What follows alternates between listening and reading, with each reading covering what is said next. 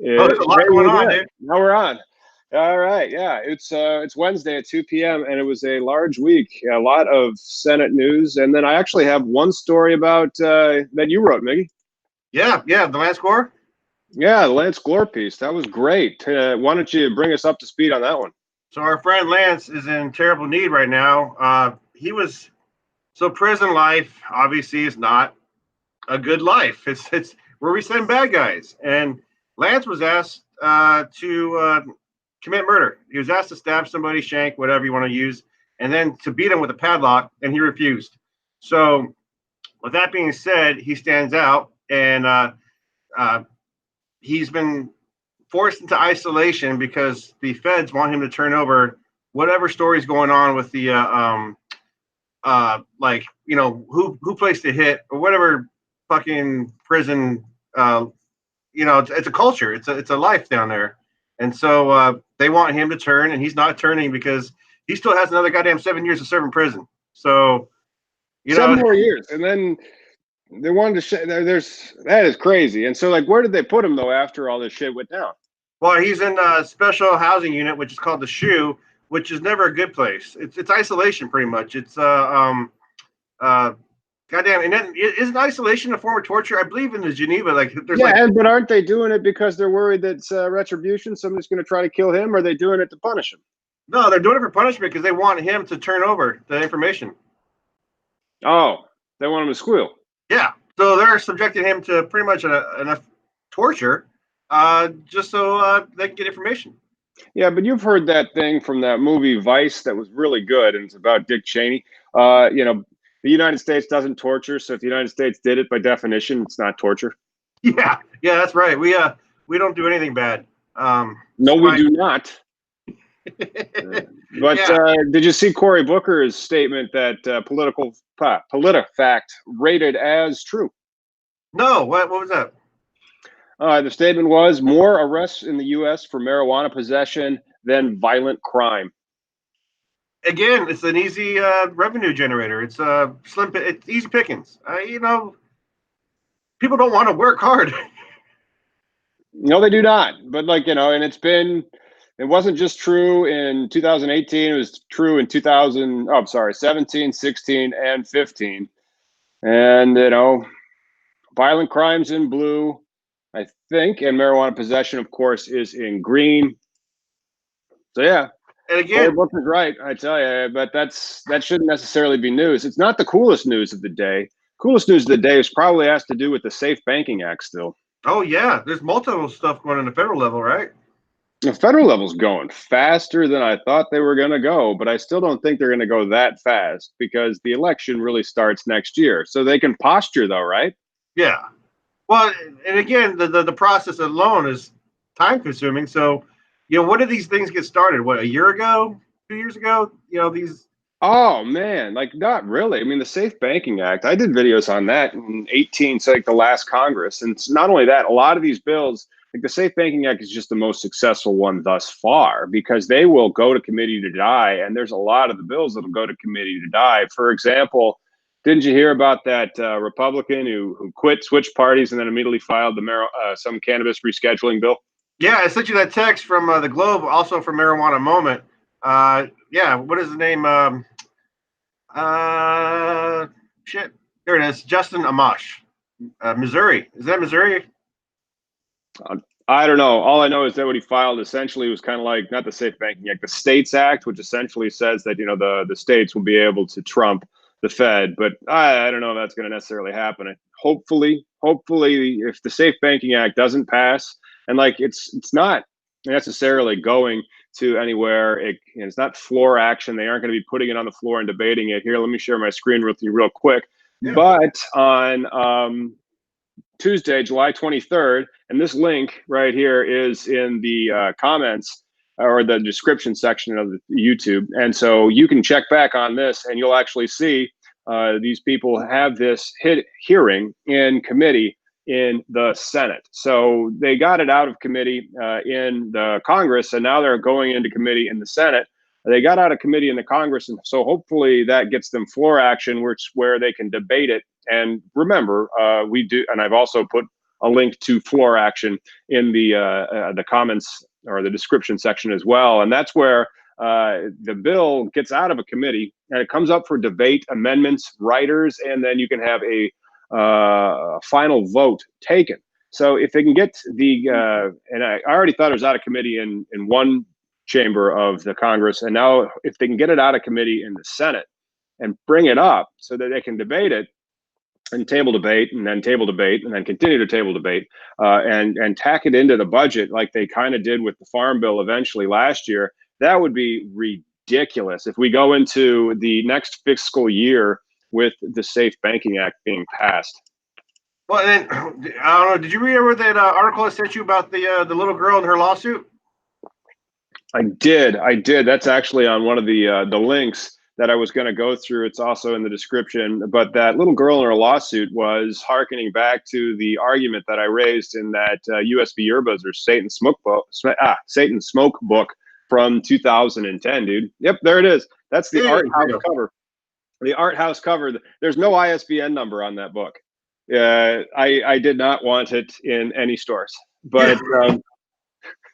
So, so when you made these books, because I remember that's how we met freaking, what, 8 years ago, 9 years ago? It was 2011, 2010. So yeah, 8 or 9 years ago.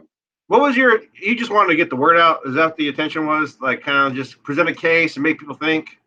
No, it's just like the judge was hinting at that case that we'll talk about. I mean, it's an arbitrary bullshit law that makes absolutely no sense. And I realized that, you see, Congress is the line drawer. They make the rules. And then the courts, they just say, okay, well, Congress drew that line, and now we're just going to interpret what it says. So they don't really like to rule laws unconstitutional unless there's particular bases for it. And because cannabis regulation is at its core an economic regulation, I don't mind that cannabis is sold or bought. I just think that at the end, it's going to be make sure you pay your tax on your cannabis sales. There you go. Now we don't have to have criminalized cannabis, but you can still have it be taxed. It's not like, well, it is. I mean, it's like liquor in the sense that with liquor, if you don't have your tax paid, it's moonshine, and that could be a crime. Fine, whatever. But the actual classification of marijuana under the Controlled Substances Act Schedule 1 is so completely arbitrary. To have it be any type of economic regulation makes no sense, but that's still not enough. You know, you have to go like a little bit further into it, to its origins and its animosity and how it was completely just racially biased and just lies. And then not only that, you have to look at how it's being currently enforced. And that's one of the reasons why in Illinois we have the social equity aspects to the laws that we built in so that we can kind of repair the damage that's been going on in the drug war for the past 80 years. And then that in and of itself is more proof of the racial bias in the law. And so it goes to what they call the rational basis with bite test of constitutionality for such, purportedly economic regulations, but that for some reason make no economic sense when this isn't even like liquor. You should just really be paying a tax on it. You shouldn't have it be criminalized. And why do you have it criminalized?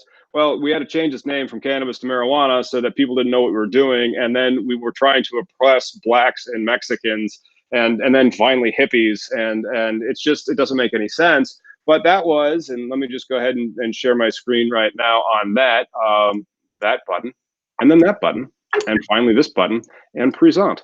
And there you go. And so extraordinary turn in federal lawsuit to reclassify cannabis. And so, and this is, it's marijuana because like we said, it was Schedule 1. And of course, briefly, there was no marijuana policy between like 69 and 70. That's one of the reasons why it went so fast. But yeah, this charitable chap right here looks like he's seen a couple of cases and might know what he's doing. U.S. District Court Judge Alvin K. Hellerstein, and they did not exhaust their administrative remedies. Oh, let me jump off there and just explain. This is an administrative remedy which has never been exhausted, and it's actually one of the reasons why they built the law the way they did, was because it provides for reclassification. Again, Congress is drawing lines, and then you have the enforcement body, which is the executive, and they have this particular procedure, the exhausting of the administrative remedies, where you essentially are like a mouse into a maze and the maze does not end. And so those administrative remedies you're supposed to exhaust and try to exhaust and try to exhaust, and then eventually you die, and the case has gone on for 40 years, and no, dismissed. It really stinks, but this is all for structure of business, though, right? Pardon? I mean, in the end, like all the Safe Banking Act and the Taxes Act, these are all for like business structure, like the infrastructure of things to come, because kind of like they don't necessarily still undo the classification of cannabis as a controlled substance, as Schedule 1 controlled substance. Like the Safe Banking Act just tells areas of the executive, the FDIC regulators, which I'm not sure exactly where they reside because it's the FDIC, it's a corporation. I'm assuming more of the executive branch, but I'm not sure how independent it is. And it just essentially tells them to stand down. And despite this being the law of the land, it's not, provided that the states are doing what they're supposed to be doing. It doesn't like actually go to the Controlled Substances Act like the Farm Bill did and just strike it and say like this stuff is out of the Controlled Substances Act. Yeah. But that's what it does. My biggest thing is, I mean, because you're very about the legal side as far as, all legality has to do with paperwork, pretty much, A lot of legality is paperwork. Yeah. And my biggest thing is, at what point do you think, because smell is probable cause, when will smell not be probable cause anymore? Because that's gonna be a big thing, I think. Well, let me show you this then. I'd say that it's possible that the current law, though rational once, is now headed toward irrationality. One of those nice words that I really need to slow down on. If only I took Valium as opposed to caffeine. It may even conceivably be that it has already gotten there. So, it's that whole rational basis argument, and he's hinting that it's probably already there, but they haven't quite exhausted their remedy. And to answer your question about the smell as probable cause, I would say that it is no longer probable cause at all. And you now would have to ask the person, if you smelled it, excuse me, sir, are you a medical marijuana patient or a hemp farmer? Because they're just smelling the terpenes. And so you would need some other articulable facts besides something that it could be entirely harmless, Yeah, I think when we get to the point where smell can't be used against us, that's going to be great strides for intercommerce, I think, because it's going to be so passe at that point. I don't know, man. The cities, and not the cities, the states in the South are kind of taking Indiana's lead on this, and they're starting to ban smokable hemp flower again. Yeah, that one I don't get. Did you see, because part of that hemp issue with the CBD and everything, a report came out probably about last month about how it's bad for your liver? Yeah, I saw that. And then I saw some other stuff floating around from like normal that THC or medical cannabis is good for your liver. Yeah, and so there's an article in Leafly that just came out where they talk about the CBD issue as far as they debunked the study. Again, it's another. It was a ridiculous study. Like if you actually looked at it, it was a headline study. That's what it was. Yeah. And that headline should have had an asterisk and said, if you just take a field of hemp and condense it into CBD isolate and start eating it.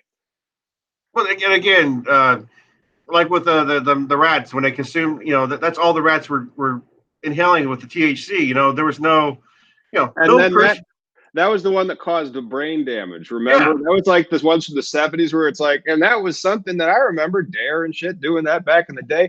It's like, you can't smoke that weed; it will cause brain damage. They did studies on monkeys. That's called lack of oxygen. What happened to those fuckers? Preach. Hey, the Anonymous K says, thanks for taking my phone call. Oh yeah. I remember somebody telling me that, but I can't remember which one of them that was. I've gotten so many calls that I've had to start booking consults, because like that's the thing about adult use cannabis, the way that they've set it up in Illinois, it is going to be expensive. And so if you can't even pay the consultation fee, which I will give you 2 free hours if you actually if we decide to work together and that we're a good fit, I don't know if cannabis is the industry for you, man. Well, that's the unfortunate thing for all these recreational markets. You got to have some big money to get started. And I think Oregon was the only one that they let everybody turnkey. If you're a medical shop, you can just today you're a recreational shop with the medical supplies. Washington, you had to reapply for licenses, zoning requirements, the infrastructure, that the pains and aches that these guys went through.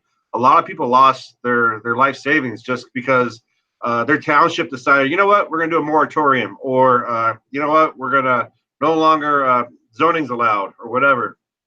Or even like you have some small specs that need to be changed in your build out as it's going, and that delays your opening date for an extra 3 months, and you still have to pay rent on those, or you didn't budget enough money to like a 6 months worth of expenses after you open before you might actually start breaking even and like turning a profit. And people just they want to get into the industry, but they don't want to stomach how expensive it's going to be to get into the industry.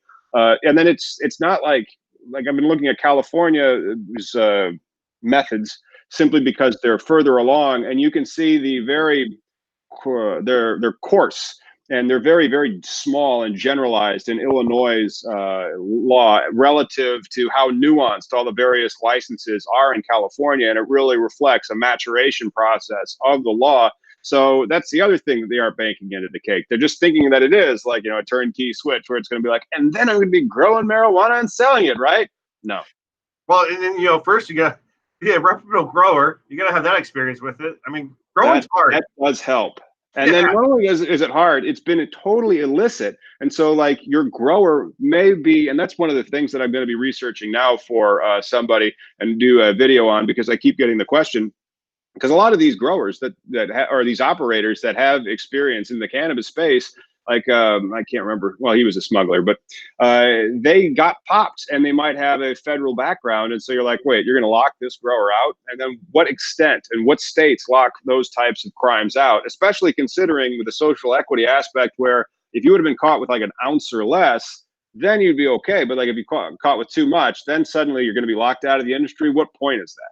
Well, that's what happened here in Washington with this a Washington State resident named Tyler Merkwat. He had a federal charge against him. He can work in the industry here in Washington, but he can't own anything. He has no rights to ownership because he has that federal charge.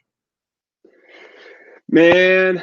For a hippie state, we do a lot of fucked up shit.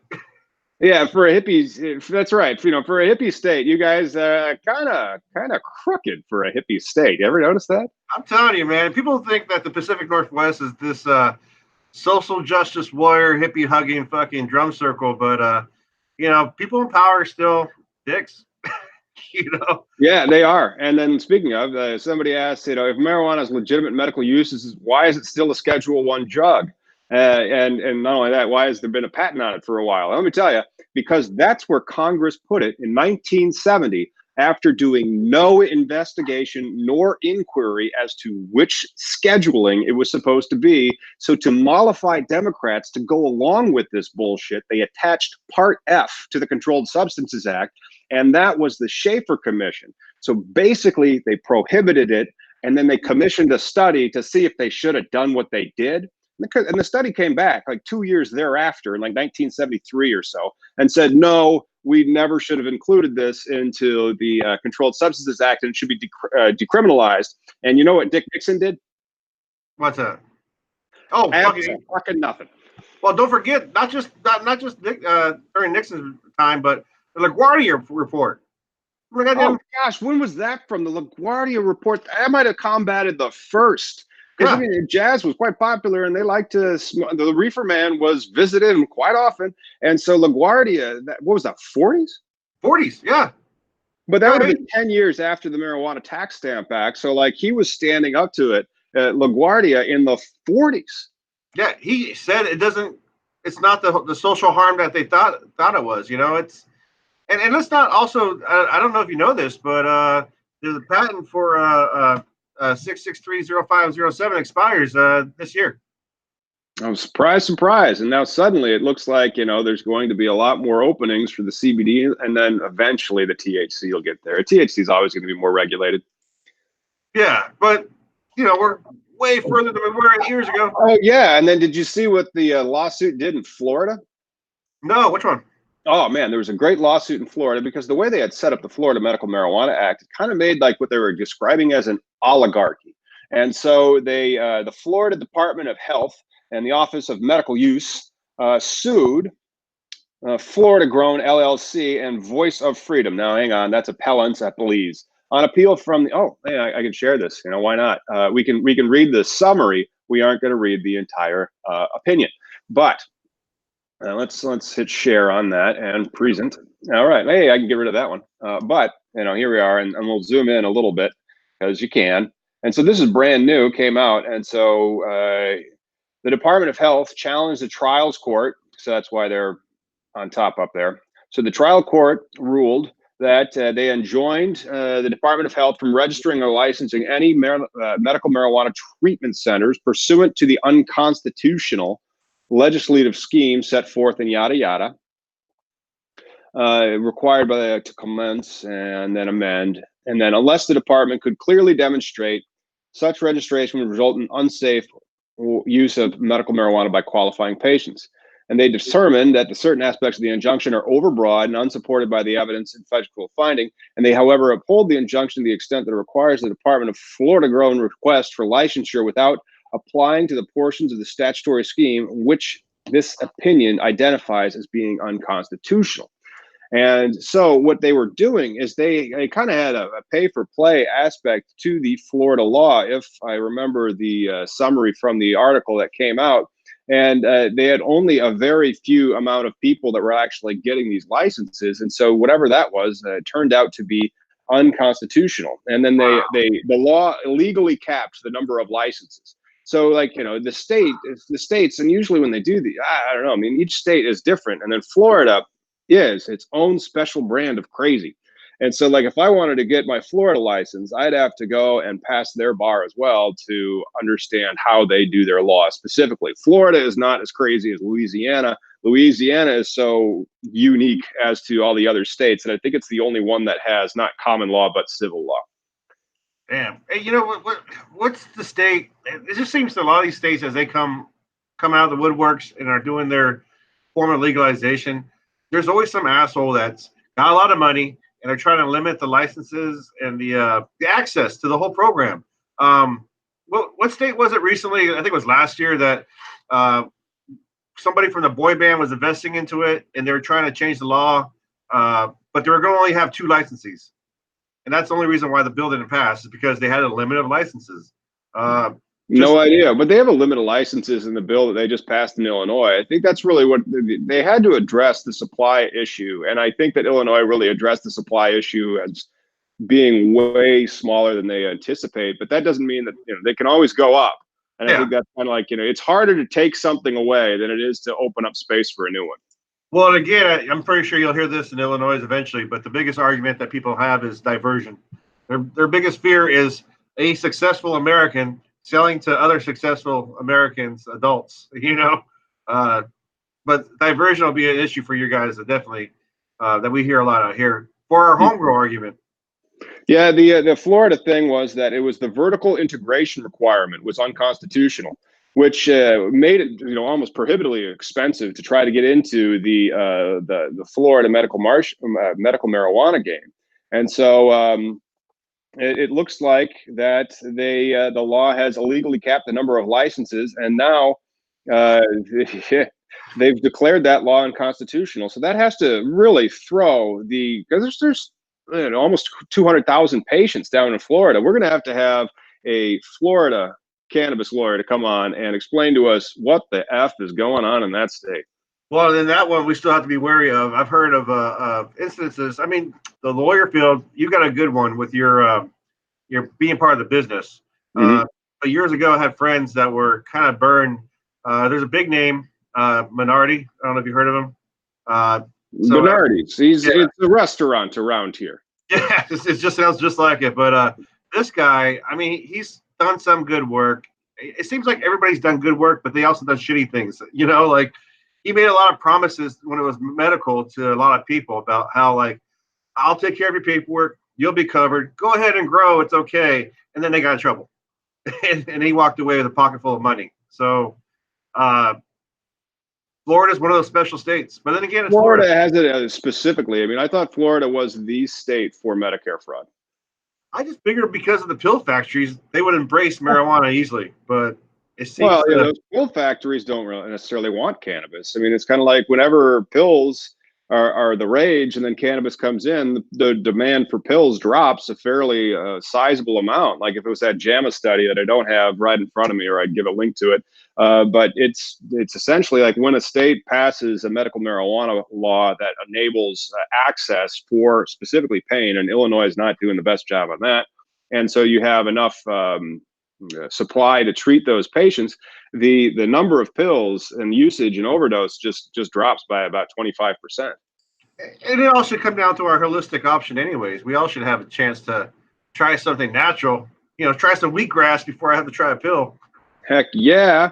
And you know who's got the worst on that? It's the veterans, because the veterans, they have federal benefits. So they're the ones that are the most injured by the federal law, because the federal law is really standing in everybody's way unless you're like in the states. And then the veterans try to get federal benefits.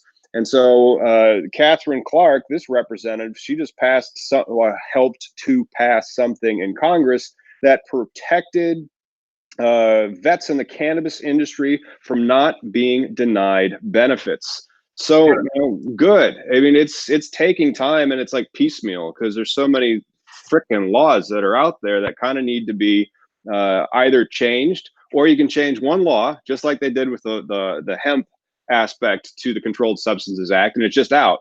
And those are like, the Marijuana Justice Act is way bigger than that. But like the Legalized Marijuana Act, and there was another one that I believe the senator from Oregon, is it Wyden? He wanted to deschedule it, but also tax it at the federal level. And I'm like, come on, just deschedule it at the federal level and let the states run it how they want, and then tax it that way, so the states are less dependent on the feds for taking money from the public, Uncle Sugar. Did you watch the debates when they were arguing about ways of legalization? That was kind of cool last week when they were, this. It's too early for me to be watching a Democratic debate. Not only that, I don't have cable, but I think they probably do stream them on YouTube. No, not the Democrat debates. It was in Congress. Remember they were talking about legalization. They had we did something on that a couple of weeks ago when they actually did have a hearing where they were going to discuss the various merits, and that's when we were like, all right, well, first let's defund it, and then let's pass the Safe Banking Act, and then let's use the Controlled Substances Act as a weapon against outside supply as the nation's infrastructure for cannabis solidifies and matures. Hey, so how about that text I sent you about Nevada? Man, I haven't even gotten a chance to pull that one up. So Nevada has just prohibited rejection of job applicants for marijuana use. That's fantastic. And I think a lot of these discrimination cases, they're being reported in the cannabis legal journals that I review. And one of them actually asked me to be on their editorial board. So now I get to start writing, content for a cannabis law report. And nice. So these types of employment discriminations, they're coming up. They're coming up in the state of Illinois, especially for patients that will be discriminated against for being patients. And it's a problem in the sense that sometimes access to, good plaintiffs' counsel to help those people that are being discriminated against get that representation is difficult, because those types of plaintiffs, they usually they can't afford to pay. Their job is in jeopardy, so you have to do it on a contingency. And so you have to go to a law firm that has that business model and that experience with taking those types of cases. Then it can be very, very difficult for the discriminated against to find those types of cannabis plaintiffs lawyers when it comes to employment issues. Well, yeah, because I mean it's a dragged out in court issue, right? Where you get followed from. You're probably going to get a settlement. That's like it's not all that dissimilar to the other type of contingency cases where a lot of them do settle. I mean, not all cases, go to trial and and you rest the case and all that, and then the jury deliberates. That's very, very few of them. So, but you still are able to reach some type of settlement to get the victim compensated by the employer. And there are large employers that are out there that discriminate against medical marijuana patients in the state of Illinois simply because they're medical marijuana patients in the state of Illinois. And they have, I get calls all the time, like, I'm just not a plaintiff's counsel. So if somebody in Chicago would like to help marijuana patients in the state of Illinois get their rights when it comes to being discriminated against, please do not leave it in the comments. Just Google cannabis lawyer and then find me at cannabisindustrylawyer.com and give me a call. Yeah, no, that's definitely the thing, right? You need a criminal lawyer who's going to have the time to. Well, no, this isn't a criminal lawyer. This is an employment plaintiff's side lawyer. And so because you've been discriminated against, usually it would be you're discriminated against, for your color, your sex, your disability. And in this case, you're being discriminated against simply because you are a medical marijuana patient. And in Illinois and a lot of other states, and it looks like now, and it says, Governor Steve Sisolak signed AB 132, which bars employers from denying jobs to cannabis consumers after pre-drug screenings. So that's a pretty cool law. I do not believe that the state of Illinois has gone that far yet. But again, it's the cannabis continuum. It evolves. So that protection might be in Illinois in 3-4 years. Well, it's kind of like with the veteran thing that you were just talking about. That happened. There was an issue last month where somebody got denied. He couldn't get a VA loan. And so that was the issue. You're entitled to so many little benefits as a veteran, but but that's the problem. I mean, because these veterans, they do have those benefits and they're federal benefits. And then if they do have like pain or PTSD from their service or any other qualifying condition or find relief at all in the use of a safer substance, they jeopardize a lot of those benefits. Yeah, well, I think in this case, it was his pay stub. Because he was being paid by a dispensary. He was a manager. He was a manager of a successful dispensary. And what was he supposed to do? Pay cash? Well, I mean, that's the other thing, because like in the scoring system for Illinois and then probably for other states that are going to be passing adult use cannabis, you get additional points for being a veteran. Yeah, no, it should definitely be a thing. And there's so much discrimination. With the employment lawyer type situation, say it goes to court, all this selling, all these people selling, none of that can be used as a precedent, right? But if say something went to trial and then closes out, could that be a precedent? Yes and no. In Illinois is kind of strange. We actually have what they call Rule 23 opinions in Illinois, in the sense that you can win at the trial court level, go up on appeal, lose, and then not have it be reported, even though it's still kind of reported, but you can't cite to it, even though you still do cite to it, but then you can't rely on it. And so, yes, that's right. Are lawyers fucking programmers? I'm just saying, because it makes lawyers are so programmers. That's how I was being. So like I would lawyer all day back. Like after I wrote the book, I started an app company, and then the app company was for rewarding people who bought the book. And I just found out that I like that better because like imagine that your judge is like the compiler of your software, except that it's like C++, so it'll compile anything. And not only that, it's just banana, and it just makes no sense. And you're just like, and that's why I have that picture of Dolly on my wall, because I'm like, welcome to litigation. This is where ducks wear pants and balloons are actually bananas. Yeah, I mean, it was just like in the article I wrote with Lance, and I submitted his when he went back to court. God damn, I forget the name of it.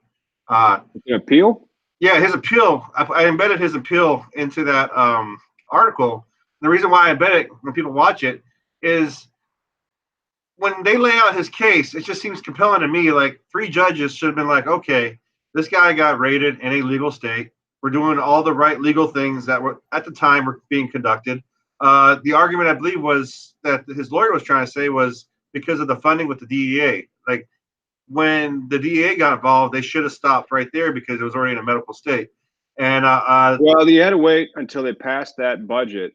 And it was like, it goes back to the Obama administration. So the first defunding, I want to say, was 2014-15 Congress in there. So I don't know how they approach, because like if he is already in jail, maybe that didn't do the appropriation, because who knows, maybe our prisons are run by the House of Urban Development, and they do have appropriations for their expenses to enforce the Controlled Substances Act. But the Department of Justice, who convicts them and like prosecutes them, they don't. I'm not sure. It just seems though when they made the decision, it was based off of a technicality, because the raids for him occurred in 2011, which was before the defunding. Defunding. So I mean, it's not retroactive is the problem. You know, it's not like, okay, but it should be. To me, it should be retroactive where it's like, okay, But I mean, was he complying with the state law? yeah. So yeah, then that's weird. And not only is it weird, now they're asking this guy to like shank somebody, and then when he doesn't say who said what to whom, they put him in a hole. And that's how they control the prison population. That's the issue, right? I know that's supposed to be rehabilitation. Yeah, exactly, right? It's supposed to, you know, how are you making the world better by forcing treating them more like an animal? Right? Exactly. Like not only treating them like an animal, but extorting and putting them under pressure already, and like life or death pressure, and then leaning into that. And let's add too that he is presently serving time in Oregon State, which is a recreational legal state. Yeah. But I mean, I realize that, and that's one of the reasons why, like, yeah, I'm not saying that, you know, you should have weed always be legalized, but you should definitely have it just be regulated in the sense that it's taxed. You know, it's not a crime to have cannabis, or it shouldn't be a crime to even do commerce in cannabis. It should be tax evasion, which may be a crime. And so that aspect of it, sure. But what's your punishment? Well, you didn't pay your tax. Well, pay your fucking tax. Well, I'm sorry, I curse a lot. Pay your lousy taxes. Well, that's the thing, right? American justice, we've deviated so far from what justice is. It's like I thought prisons were meant for bad people, not for people trying to pay bills. You know, cannabis has no harm. You know, there's no harm. There's no toxic. Well, what about all that jazz music? That didn't harm our society. Well, that and Ren and Stimpy, you know, that brought us down. Rock and roll, man. I tell you, we just did so much harm for our society because we had good music. Damn hippies. Yeah. Yeah, no, it's a fucked up thing. If anybody's watching this, I would like to say, if you can, call the Sheridan Federal Penitentiary and ask him how Lance Glory is doing. Shoot, I exited out the article. Otherwise, I could have put that on the screen. I already put the article in the links, but I'm going to copy the phone number and the last sentence I wrote in the article and put it in there. Oh, cool. That way, the number's there in the comments. Yeah, I mean, and that's the other thing. I'm sure that's what people want to hear. I just hope that if they get a whole bunch of phone calls, they're not dicks, and they're like, a lot of people are calling for you, man. I'm gonna keep you in there an extra day. Here's a problem, and they do that. There's another guy serving time, Craig Cecil. He was mistreated for a long time. He's serving in one of the hardest ones down in Terre Haute, Indiana. Yeah, Indiana. One of the worst federal penitentiaries, and he's been pretty much brutalized. You know, he's got medical needs. He's an older guy. While he's been serving time, his dad died, his son died, his daughter's fucking growing up, and so he's had several health issues behind bars because, you know. What did he do to deserve this? He was a mechanic. He was a mechanic. I'm pretty sure being a mechanic's not a federal crime. What landed him there? Huh? How many plants? No, he was a mechanic for a drug trafficking ring, but he didn't, and it was all cannabis. It was all marijuana for this ring. It was from Florida. So he's just an accomplice. Yeah, he was just the guy that. He's the guy that's just fixing their cars so that they can keep running their illegal cannabis. Yeah, and so while everybody else rolled over and he didn't roll over, whatever, you know, he faced the worst time. I think he's been in for 20 some odd years. But because of his health issues, we've done phone calls and barraging, and you know, they fuck with you guys. They fuck with them inside behind bars. They prod them. They don't have to feed them right away. I mean, there's different ways that you can subject somebody to torture or why do we even want that? Like, why is that such a viable career choice in the country? Well, yeah, I just don't get how these guards, these correctional officers feel the need to punish someone for cannabis. Well, wait, why do we and our elected officials feel like we need to create an entire rubric where we're going to have just like a prison industry because we have made certain substances illegal? And then these substances can either be like marijuana, which scores fairly low on the addiction profile, or they can be very, very addictive prone. But meanwhile, the other two substances that were totally awful and quite lethal and also have addiction prones. So you're not really going to be stopping addiction by not addressing cigarettes, and by that I mean tobacco and alcohol, but yet you're preferencing what addictions will allow you to be dehumanized and then put into a box. Yeah, it seems to me that we slowly evolved with the privatization of the prisons, which helped create that. As soon as you give someone a blank check and say, Or profit motive. yeah, put people in there. Not only do they win because they own the building and get the monthly stipend, the cops win because they get credit, they get whatever awards. You know about that recent officer that just got busted for planting evidence in Florida? I believe Again, it's Florida. So nothing, no headline with the word Florida attached to it, aside from like Florida scientist wins Nobel Prize for memory or something like that, would really surprise me. That would be amazing. Actually, no, this wasn't. Yeah, this is Tallahassee. This prosecutor, she noticed inconsistencies with this one particular officer's arrest. Apparently, he had a lot of arrests, and so when she questioned it, she found that he was planting evidence. I'd like to retract my Florida comments regarding their lack of intelligence. It looks like they do have some smart investigators down in that state. There's some good people sometimes. So there's always good people sometimes, but then some. Unfortunately, the assholes in the room tend to have no problem resorting to violence pretty quick. Yeah, well, and this is the problem, right? Because we have some of those people, those assholes, are in charge and wear badges and put, you and me. And this is the problem. Whenever I say it's just us versus them, it's people willing to put me behind bars, willing to take my life away. When, goddamn, I know I'm not perfect. I've done some fucked up shit, but none of it's worth putting me behind bars. No. I mean, like, that's the thing. I mean, I realized that you were running some untaxed cannabis, and that is a crime. But why isn't all right? So you had supply diversion, and then I mean, it's also a health risk in the sense that who knows what you were putting on your plants when you were fertilizing them. And so that's why you're supposed to have lawful channels of this substance so that it can be grown, it can be safe, and it can be taxed. I realize it. You're scoffing the law. Pay your taxes. Why are we just going to waste additional money on them as opposed to getting a judgment against them? Why are we going to then put them into federal prison and waste money and then dehumanize them so that they're more likely to come back there, as opposed to say, you owe us $50,000? And this all comes back to the Cory Booker statement about the arrest. I mean, the fact that there's more arrests for just cannabis versus violent. Like, can we stop the real fucking bad guys by now? What's the problem with the arrest? Doesn't that arrest usually have a lot of negative repercussions on your employability, on your financial condition, on your future? Yeah, the war on drugs does more harm to Americans than it does to actually help the whole situation. I mean, it's kind of like our immigration issue right now. Like, why is it an issue all of a sudden? We're not treating the actual problem when it comes to, there was open borders at one time. There's always this brown boogeyman. It doesn't have to be. They're just human beings. It used to be called the reefer man. There you go. That guy was a very, very spooky man back in the 30s. Jewish. The reefer man was Jewish. Yeah, he was a white Jewish guy in New York. That's right. I remember that. The Grass is Greener documentary on Netflix covered that, didn't it? Yeah. Yeah, that was a pretty cool reefer man. That was a good goddamn documentary. I learned so much from that one. Yeah, the history aspect of it is just so fascinating. That's one of the reasons why I did that book 10 years ago.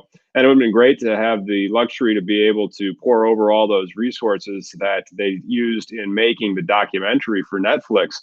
But the story of it, and I don't think they really focused on LaGuardia that much in that documentary, though. I don't recall that aspect to it. No, I don't think it was mentioned at all. It was just which it would have been a good thing to point out as far as like early, pushback on New York. Because I mean, like if the reefer man is that relationship with jazz in New York in the 40s, through the early 60s, and probably even today, if you talk to some people, I'm sure they would say that. But it kind of is interesting that they didn't explore that aspect. But there's only so much footage that you can do. Yeah, I mean, there's a lot of just misinformation out there from the years, and that's one of the things that I mean, with the regulations for new dietary ingredients when it comes to hemp and CBD supplementation. So back in like 94, they passed this, law called the SHAE. And so if you were in existence in the public food supply before 1994, you didn't have to get new dietary ingredient status. But they're saying that these CBD isolates and spectrum extracts and supplements, CBD is a new dietary ingredient. But if you look at the actual science, there's because have I asked you this? What was found first, CBD or THC, and in what year? No, I don't know. All right. Well, thank God you stuck around, everybody, until minute 45 of this. Now you're going to learn which one came first, CBD or THC. Now, of course, neither one of them really did. But when it comes to the terms of like which one was isolated and discovered by Western science first, CBD was first isolated and discovered in 1940. And there's an actual paper from the American Journal of Chemistry or something that I've cited in a presentation that I'll be giving in a couple of months to a seminar about this. And then in 1964, of course, I can't remember his name, but the man from Israel isolated the THC aspect to the cannabis. Raphael Mechelen. That's the man. And so, yeah, and then the issue is, well, was this extract in the food supply before 1994? And we have papers from 1940 where this extract was identified. And then you had medicine, because again, the cannabis, the hemp extracts, they were actually, you could go to the drugstore and get them. Does that qualify? That 1942 study you just mentioned is referenced in the 6630507 patent. Does not surprise me in the slightest. Yeah, I just posted the link too. I just love how, like, the more you peel this onion, the more it's just bullshit to its absolute core. And like, you just are, it's very disillusioning, because when you are raised, especially when you were raised, like, kind of how I was, when I came up, Reagan was president, the Cold War was something that was real and we were winning it, we're good, they're bad, all that type of stuff. And then you get, into your later years and you find out like, hey, I'm gonna just smoke some of this weed in college. And you look into that and you're like, wait a second, how many things are they lying to us about? Yeah, you smoked the weed while you were smoking or drinking a beer the day before with a hangover, and then you're like, big difference. Big difference. Why is one legal, one not? Why? There's a lot of whys all the time, and definitely when the veil gets disillusioned, it's kind of like finding out Santa Claus or no one else celebrates your birthday. You're kind of like, what the fuck? Like, all this time I had blinders on, was thinking this is how life is, and turns out my government is against me.